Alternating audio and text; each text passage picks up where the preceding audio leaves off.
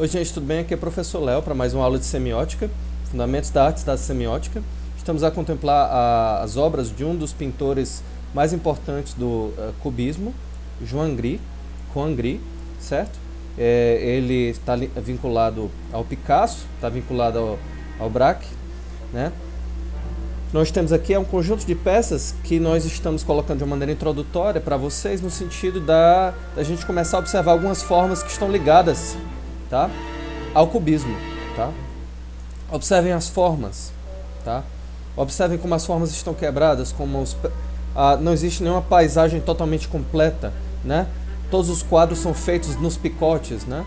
O que você está vendo aí, na verdade, é a tentativa de expressar um mundo despedaçado, de expressar um mundo que já não tem uma unidade muito formal, tá? E esse é um tipo de característica do cubismo, certo? No mundo que passa por situações de crise, né, você pode representar esse mundo através de formas despedaçadas. Você pode despedaçar as formas e recompor essas formas. O Juan Gris é interessante para, inclusive, né, não só porque ele se põe como representante do cubismo, tá? Mas porque ele é dos meios pelos quais nós podemos ver referências para a construção de obras publicitárias, né, e interpretação semiótica de obras de arte. Tá? São super bonitas as obras. Você observa violas, observa pedaços de papel recortado, tem notícias de jornal misturadas com réguas, misturados com violas, misturados com cartolinas, misturados com pedaços de tela. Né? É tudo muito bonito, não é?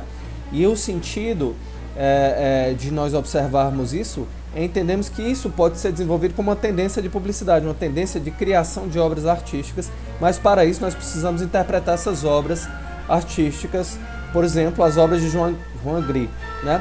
Inclusive a de Pablo Picasso, né, que nós vamos mostrar mais adiante. Mas o objetivo da nossa aula de semiótica, hoje, nesse primeiro momento, é falar do cubismo, tá certo?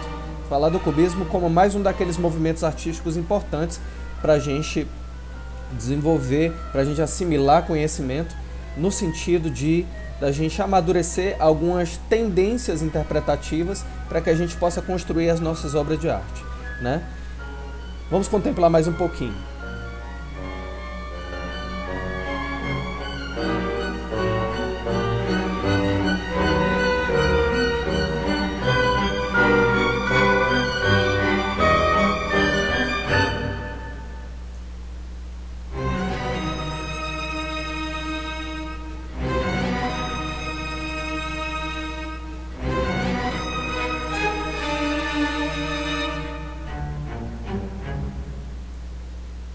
Para nós abordarmos o cubismo, gente, nós precisamos, antes de tudo, entender os vários métodos e procedimentos que eles usam nas obras de arte, né?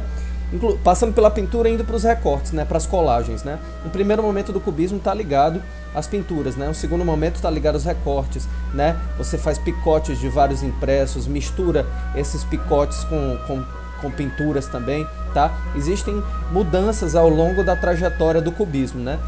Inclusive, cada autor do cubismo vai ter uma fase específica, como é o caso do Pablo Picasso. Nós temos várias fases específicas de composição da arte do autor. Mas observe uma arte como essa, se você observasse essa arte de frente, né, durante um tempo, que ideia ela te daria para construir uma peça de publicidade e propaganda? Né? Isso é uma coisa a se perguntar. Por isso eu quero que nós contemplemos nesse primeiro momento as obras de Juan Gris, certo? Olha só. Numa outra parte aqui nós temos também, ao mesmo tempo, tá? As obras completas do Juan Gris. Observe as formas compostas. Observe como está tudo despedaçado. Nada é totalmente completo, mas nada é totalmente incompleto. Tá? Observem os olhos que são encaixados dentro das formas geométricas. E aí nós conseguimos identificar uma primeira característica, a questão da geometria. Né? Conjunto de formas geométricas que vão se encaixando arbitrariamente para compor formas artísticas, tá certo? Nós temos aqui várias colagens, né? Inclusive, mas sempre com a ideia de você misturar retângulos com triângulos, com círculos, tá? E aí nós temos, tá, o Juan Gris como um dos ápices do cubismo, tá? Nós temos outros representantes, inclusive na cultura brasileira, tá? Mas claro que pegando carona sempre na ideia de que é preciso também estudar os pais do cubismo no caso o Picasso, o Rego e um pouco do Paul Cézanne. Paul Cézanne aqui também nos ajuda a entender um pouquinho de como é que o cubismo funciona. Por que isso? Por que resgatar um pouco dessa história? Porque no meio publicitário, porque nas atividades multimídia, nós conseguimos entender que é possível fazer criação a partir de um procedimento que já era cubista, tá? Que é o procedimento de picote de informação, e nesse picote de informação você vai colocando coisas novas, tá? Nesse picote de informação você vai construindo anúncios publicitários alternativos super bonitos. E nós vamos ver, tá, ao longo da aula, materiais publicitários que fazem apelo ao cubismo, materiais super bonitos, pôsteres de filmes, imagens de cantores, eventos que fazem a promoção de música, de festivais musicais e assim por diante. Olha que bonito. A viola é sempre um elemento presente, tá? Inclusive na música espanhola, né? Você trazer isso para dentro do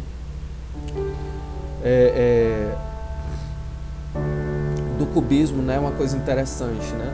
Uma outra coisa interessante é que é possível, depois disso, entender que é possível fazer cubismo, artes cubistas voltadas para a multimídia no papel, artes cubistas da multimídia feitas no computador, tá?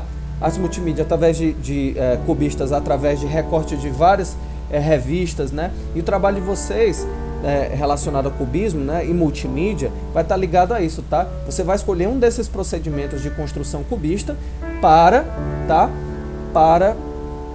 produzir o seu anúncio, tá? Dependendo das suas limitações técnicas, tu pode ir para o papel, pode ir para o recorte, utilizando tesouro, utilizando cola, ou então, para que você que não tem dificuldade, né? Você que tem um smartphone legal e você que tem um computador bacana, você tem condição de fazer coisas cubistas ligadas aos meios digitais, né? Através dos meios digitais como ponte para a construção da tua obra. Olha aqui, uma mistura de livro, né? Mistura de madeira, né? Papel craft, né? Tem várias coisas bem bonitas. Papel craft é o papel como amadeirado, tá certo? Olha que bonito. Lindo, né? Vamos olhar mais algumas obras aqui na frente. Obras do pintor mais evoluído. Ó.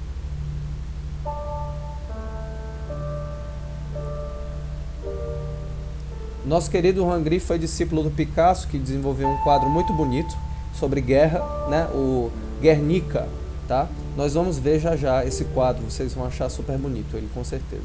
Vocês já conhecem ele. Certo? Observem a distorção das formas, como as linhas vão se compondo com as outras formas, né? Formas triangulares, né? Quadrados, círculos, tá? Até você entender mais ou menos como é que é o procedimento. Como é que a gente entende qual é a estratégia do cubismo? A gente entende a estratégia do cubismo por meio da proposta dele em relação à obra de arte, quando essa obra de arte é observada. Você começa a observar essa obra de arte e aí começa a tomar conclusões sobre como é que o cubismo funciona, certo? E além disso, você pode comparar qual a diferença do cubismo para o impressionismo, qual a diferença do cubismo para o impressionismo, a diferença do cubismo para o surrealismo, tá? Como nós lembrávamos na aula passada, o impressionismo tinha a ver com luz solar nas coisas em movimento, na natureza, né? Expressionismo tinha a ver com o coração, a maneira como você se expressava como sujeito, né, no dia a dia, tá? Para distorcer as formas, né? Isso tinha mais a ver com o coração do que com a razão, não é verdade? E o surrealismo tinha mais a ver com o inconsciente.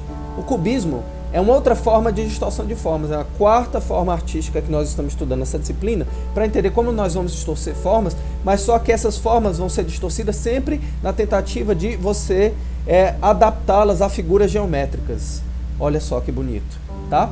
E aí nós temos condição mínima de passar para outras etapas de entendimento de como é que o cubismo funciona e como é que ele foi adaptado pelas novas mídias para que ele possa cumprir o objetivo das empresas, né? Vamos lá então aqui. Mostrei esses dois materiais, esses dois vídeos em movimento sobre a obra do Juan Gris, e aí nós temos aqui na wikiart.org, tá? Um conjunto de obras do Juan Gris junto com um conjunto de obras do Pablo Picasso e outros mais. Tem coisas lindíssimas e o primeiro site que eu recomendo que vocês olhem para fazer a pesquisa das obras do Juan Gris é esse site aqui, tá? wikiart.org. Olha que belíssima pintura. Vou mostrar para vocês aqui, tá? É a Bottle of Honey emono. Vamos traduzir aqui, que significa o quê? Exatamente, a garrafa de Annie del Mono, tá?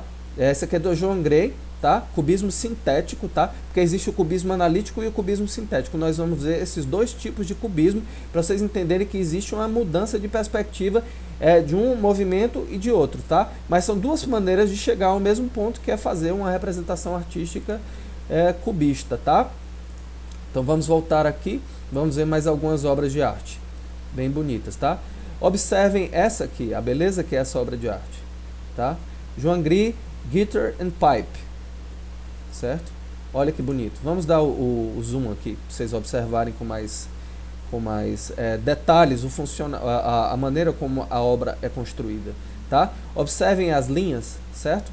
Observem que cada elemento da obra está despedaçado, mas vai formando um plano de conjunto abstrato, certo? Que causa um efeito super impactante. Na multimídia é legal porque você pode ir distribuindo essas informações em vários lugares diferentes, tá?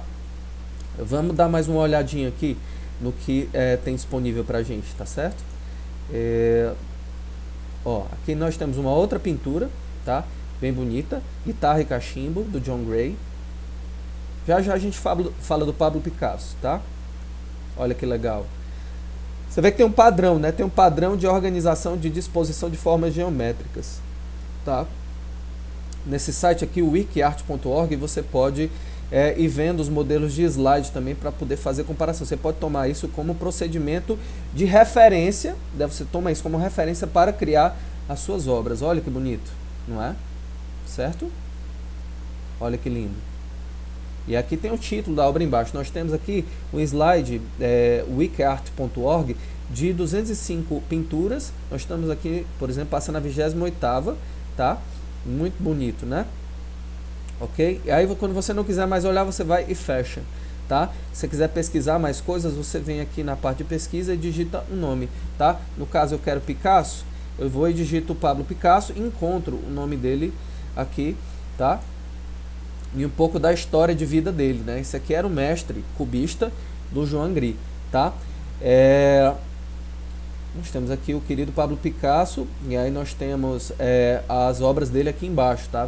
Tem várias obras bonitas que vão despedaçando as figuras humanas. A ideia inicial do cubismo, né, que era o cubismo analítico, era de pegar uma forma completa e rachar ela em várias partes. É como se fosse um homem despedaçado, tá certo? Como se fosse a mulher despedaçada, a viola despedaçada, elementos que vão se quebrando no meio, e você, na verdade, o teu esforço é decompor as formas geometricamente, né? Como é o caso dessa obra que eu vou mostrar para vocês agora, tá? Retrato de Ambroise Vollard. Olha só, né? Se você quiser dar o play, vamos lá. Aí ele vai carregar pra gente aqui e você vai ter condição de observar. Olha só. Certo? Você vê um homem despedaçado, um homem que de algum modo não tem uma forma muito bem delimitada, certo? Mas o fato dele não ter bem essa forma delimitada significa dizer que o Picasso está passando alguma imagem, e a imagem do desespero do homem, talvez no contexto de guerra, tá? Quando nós tínhamos o Picasso pintando, nós temos o Picasso pintando em vários momentos diferentes, tá certo? Dependendo do estado de espírito dele, ele vai mudar inclusive a tonalidade das obras de arte dele, tá certo? Nós temos mais algumas passando aqui. Aí, gente, uma coisa importante de observar é o quadro Guernica, tá? O quadro Guernica, certo? É um quadro que tem a ver com a representação da guerra. Eu vou colocar para vocês aqui, tá? Mais uma vez esse quadro, né? Eu vou fazer a pesquisa mais uma vez para mostrar para vocês como é que funciona, como é que é o Guernica. Vocês vão lembrar automaticamente. Olha que bonito, gente. O que é o Guernica, gente? A tentativa do Picasso em falar daquilo do acontecimento de guerra que surgiu numa parte da Espanha chamada Guernica, certo? Né? Que foi invadida pelos nazistas, e os nazistas mataram muita gente, queimaram gente, tocaram fogo, assassinaram. E os nazistas estavam lá a pedido do Francisco Franco, né? Estava alinhado com Francisco Franco, que era um dos ditadores da Espanha, né? Fascista naquela época. E aí, certa vez perguntaram para o Picasso o seguinte: Que pintura foi essa que você fez, Picasso? Por que você fez essa pintura para retratar o desespero humano? Aí o Picasso respondeu da seguinte forma: não fui eu que fiz essa pintura, certo? Foram os alemães que fizeram. Não fui eu que fiz essa pintura, foram os nazistas que fizeram. Da mesma maneira, outra vez chegaram para ele e perguntaram, né, o pessoal da própria Alemanha chegou e perguntou isso para ele, né, e ele foi e disse: foram vocês que fizeram esse tipo de coisa com o nosso povo, foram vocês que destruíram a gente. Então, o que a gente tem num quadro como esse aqui do Guernica, certo? A tentativa do Picasso de representar o desespero humano dentro daquela parte da Espanha, né, Guernica, né, com o objetivo de ilustrar o sofrimento humano, tá certo? É um quadro de crítica social profundo. E aí, o que é que nós temos nesse caso? Nós temos pedaços de animais, nós temos pedaços de gente, nós temos bichos gritando, né? Nós temos pedaços de rosto e outras coisas mais. Mas todos esses elementos estão unidos dentro de um procedimento claro, que é o procedimento da separação das coisas geometricamente. E essa separação das coisas geometricamente está aí na frente de vocês, tá certo? Então o cubismo surge como um procedimento crítico, certo? Que tenta fazer uma avaliação do que foi a guerra, tá? Do que foi a Segunda Guerra Mundial, por exemplo, tá certo? E até antes também, porque é um movimento que surge ali já bem no início do século XX, né? Representado pelo Picasso e um outro francês, e um francês que é o Braque, né? Então, gente, então o cubismo tinha esse caráter de crítica social profunda, tá certo? E esse caráter, ele pode ser perdido pode ser perdido ou pode ser mantido, tá certo? Vai depender do tipo de estratégia de comunicação que você quer dar. Geralmente na publicidade, a força da crítica perde muita força, tá certo? Perde muita força. Olha os outros quadros aqui disponíveis, super bonitos, fica na wikiart.org.br, fica passando outras coisinhas, mas você consegue observar o desespero humano através dessas obras em questão, não é verdade? Olha só, tá? A ideia é mostrar, existe a possibilidade do homem se reencontrar consigo mesmo depois de uma guerra, certo? O desespero humano já não é mais, a possibilidade da humanidade já não é mais possível depois da guerra. Existem só os resíduos de vida. Então não faz sentido a gente falar de uma humanidade recomposta. Por isso que o cubismo surge, né? Você despedaça as formas vivas como se as pessoas, as coisas vivas tivessem sido objeto de uma explosão, né?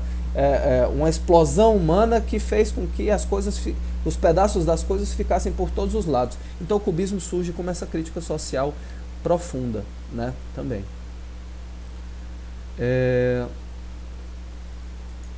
Vamos lá. Aí nós temos aqui a história do cubismo, tá certo, gente? Nesse material aqui do Através TV, muito bonito, tá certo? Esse material, ó. Cubismo, surrealismo e a colagem, tá certo? É o título, tá certo? Cubismo, surrealismo e a colagem, tá? Ó. Aí nós temos aqui mais algumas referências do que foi o cubismo. E aí o que acontece? Não tem só referências do que foi o cubismo, tem várias apropriações do cubismo em torno de obras de arte contemporâneas, né? Apesar de ser uma ótima maneira artística de organizar o disperso e o fragmentado mundo contemporâneo, a colagem é uma técnica bem antiga que remonta ao século XII no Japão, né? A colagem, que foi uma coisa que o cubismo se apropriou, tá certo? Como parte de uma esfera do cubismo que a gente chama de cubismo sintético, tá? Você vai pegar várias formas, né? Vai pegar imagens diferentes e vai juntar no mesmo plano, né? Para compor, por exemplo, um anúncio. Isso aí já existia no Japão, tá? Mas o cubismo resgatou isso, tá certo? O cubismo trouxe isso. E você pode ver aqui, por exemplo, por essa forma, aqui, essa guitarra do Pablo Picasso, né? Super bonita. Vamos ver aqui essa guitarra super bonita do Pablo, que vocês estão vendo, ó. Olha que bonito, tá certo? Muito linda, né? Guitarra de Pablo Picasso é uma obra de 1913, uma colagem feita com materiais do cotidiano, ó. E ele vai pegando várias coisas diferentes, vai grudando e compondo um plano de conjunto. É assim que a gente pode criar a nossa obra audiovisual também. Aí o que é que nós temos aqui de informação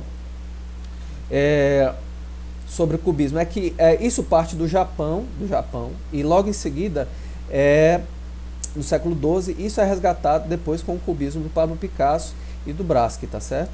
as borboletas de Magritte, olha só essa composição aqui como ela é bonita, tá certo? Eu não vou ler essas partes aqui com vocês, vocês podem chegar através .tv/cubismo, tem umas partes visuais aqui super bonitas, tá certo? Isso aqui, por exemplo, é um quadro do Salvador Dalí, tá certo? Olha que bonito, ó. Tem a ver com o cubismo também, né? Porque o Salvador Dalí, apesar de ser surrealista, ele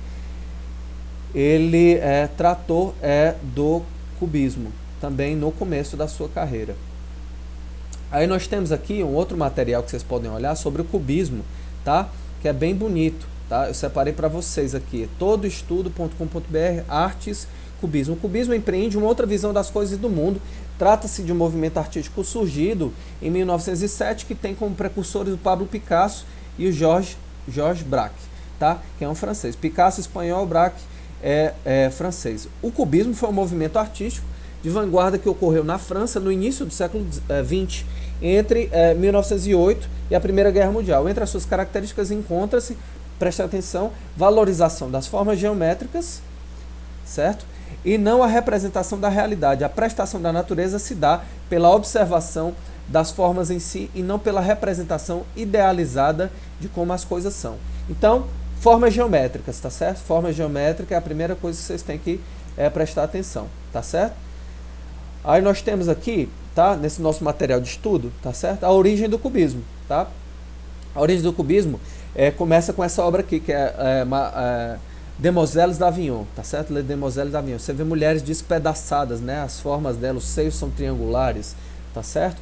E aí você consegue observar, os seios são triangulares, o corpo ele tá todo despedaçado em várias formas diferentes. Fala um pouco do desespero feminino, tá? Les Demoiselles d'Avignon, de 1907, do Pablo Picasso, né? Fonte WikiArt. Vocês vão ter que entrar na WikiArt para dar uma olhada nessas referências. Influenciados por algumas obras de Cézanne, pintor pós-expressionista, né? O Cézanne foi um das pessoas, dos pintores que é considerado pós-impressionista, que influenciou o cubismo, tá certo? Aí o cubismo passa a representar figuras de forma não realista e no mesmo plano frontal em relação ao observador, tá certo? É muito revolucionário nesse sentido. Aí nós temos algumas características. Geometrismo, né? Isso aí você tem que decorar, né? Para poder compor a sua obra audiovisual, sua próxima atividade prática. Plano único, as pinturas cubistas representam diferentes ângulos de uma imagem no mesmo plano, né? Não tem perspectiva, não tem coisa lá no fundo, tá certo? Você vai estar observando que tudo que você for ver em termos de cubismo, que você for contemplar as obras de arte, você vai observar que as imagens são chapadas, né? São planas, né? São super bonitas, tá? Aí, plano único, as pinturas cubistas representam os diferentes ângulos de uma imagem no mesmo plano. As imagens são decompostas, tá?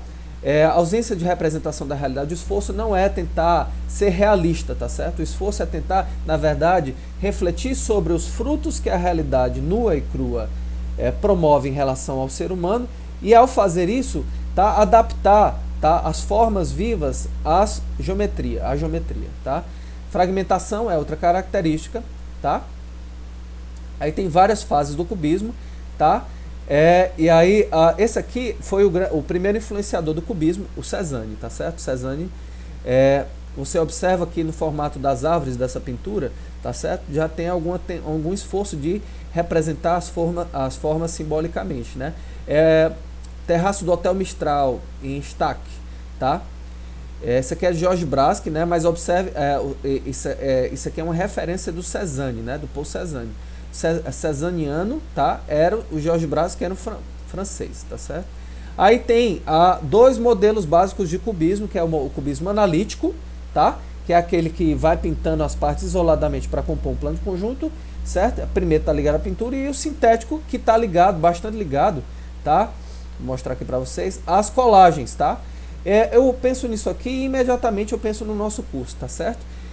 Eu penso no nosso curso. Por que eu penso no nosso curso ao ver isso? Observem que aqui é muito parecido com anúncios que nós vemos no dia a dia da publicidade e propaganda, né? Você tem um pedaço de garrafa cortada ali com a textura de jornal, né?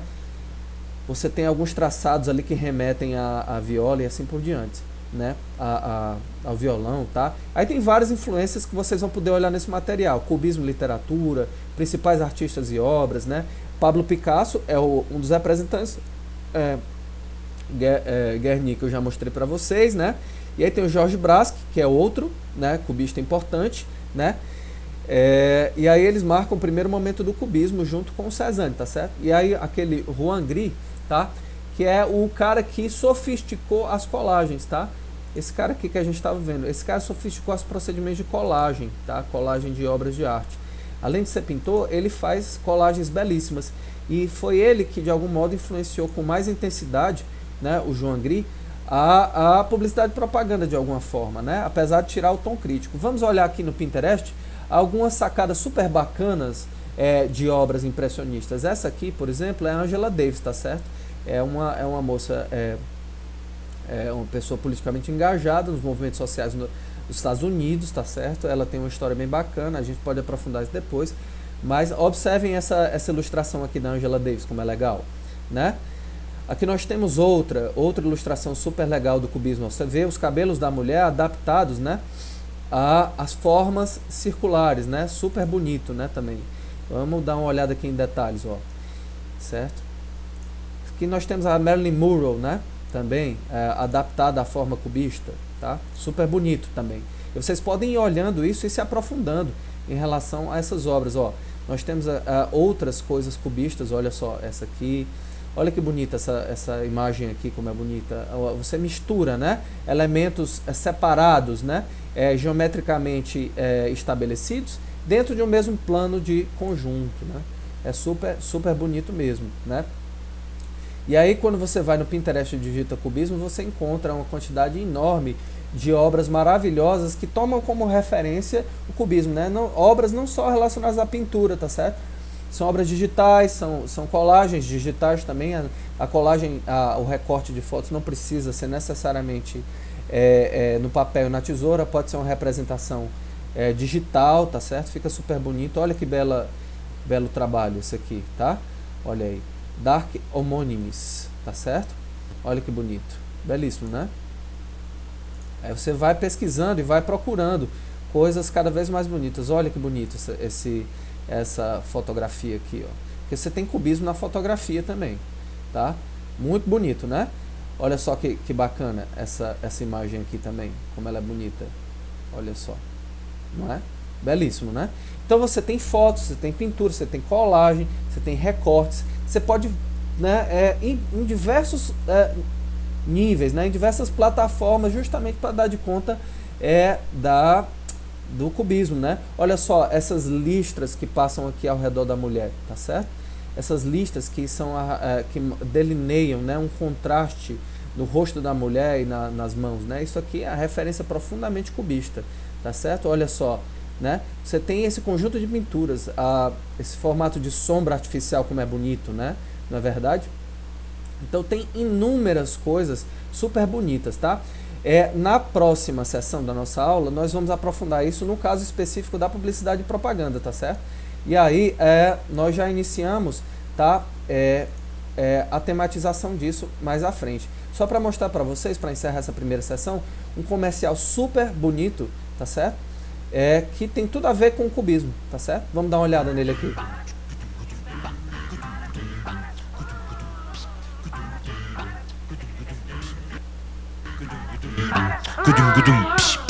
Se você tá sentindo dor no corpo, febre, enjoo, dor nos olhos, se você tem manchas no corpo inteiro, então você está com sintomas da zicodengue, da dengue, zika, da chikungunya, da zicodengue, da dengue, zika, da chikungunya, da zicodengue, da dengue, zika, da chikungunya, da zicodengue, da dengue, zika, da chikungunya.